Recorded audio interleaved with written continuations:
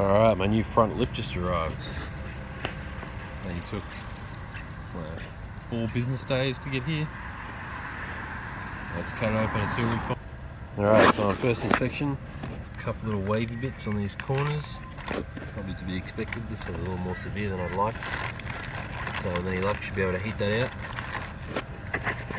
Whoop. It looks pretty good. It's got some pretty good flex to it. Seems like it'll be quite a nice addition. Alright, just looking at it as it sits, this side looks like it pokes out quite a bit too far.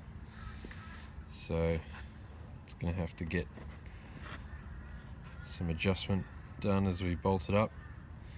But I'm going to do it probably later on this afternoon because I've got to trailer the car to the roadworthy place today and I don't want to have that lip getting destroyed on the trailer. So although it's exciting, we have to put it off for now. Alright, so it's not ideal. I can't get another one of these easily. So this will have to do for now. Just used a bunch of zip ties to try and give it a bit of strength. You can see it holds a little nicer now instead of flopping around heaps. So that'll just have to do. Obviously it'll be held in place by all of these mounting points all the way around. But I'm going to have to buy a whole bunch more screws and clips and stuff because there's so many that are missing and wrong.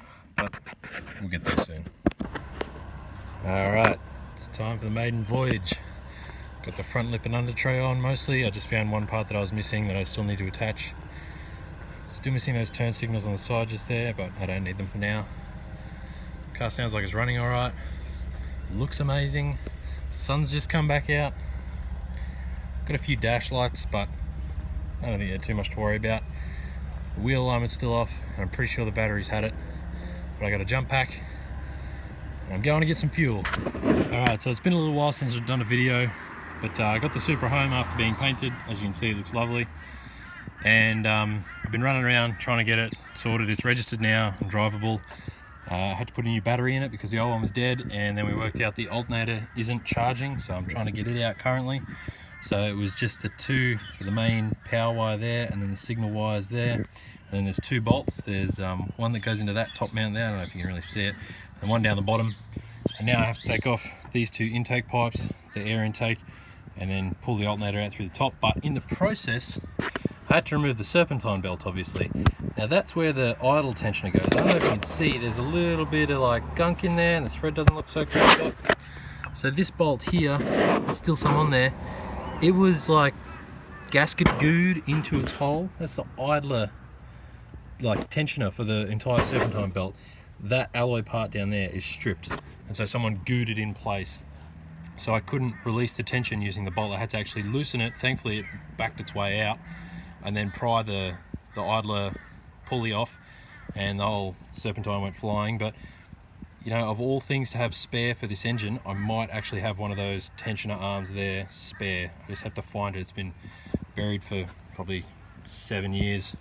So if I have one of those, great. If not, well, I'm gonna have to start digging for one, which is a whole lot of fun. So pull this off, get the alternator out, run it down, get it tested, see what's wrong with it, and then fix that. And I also got some new clips for the coil packs. So there's little plugs that go onto each individual coil, and they all shattered when I took them apart to change the spark plug. So now I've got some new ones.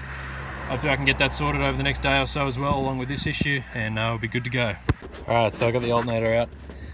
You can see there, so a little bit of oil in the intake, which is to be expected because the PCV valves breathe straight into the air intake. And same thing with these. It's got a little bit of oil in there. It's not too bad. Nothing to be concerned about anyway. So it was a little bit of a pain to get the airbox out because this pipe that went from here into the airbox was sort of stuck.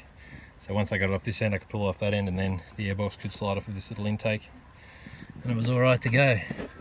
But yeah, I was not about to pull that headlight out again. We had to go to great lengths to put it in when we painted the car. So anyway, now it's time to run down to the Auto Sparkies with this alternator and get him to check it out. Hopefully it's nothing too serious and we can throw it back in and then deal with this other issue on the go.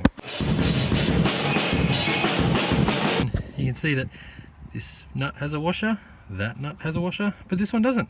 And it's a 13mm, not a 12mm. Right, so the harmonic balancer is off.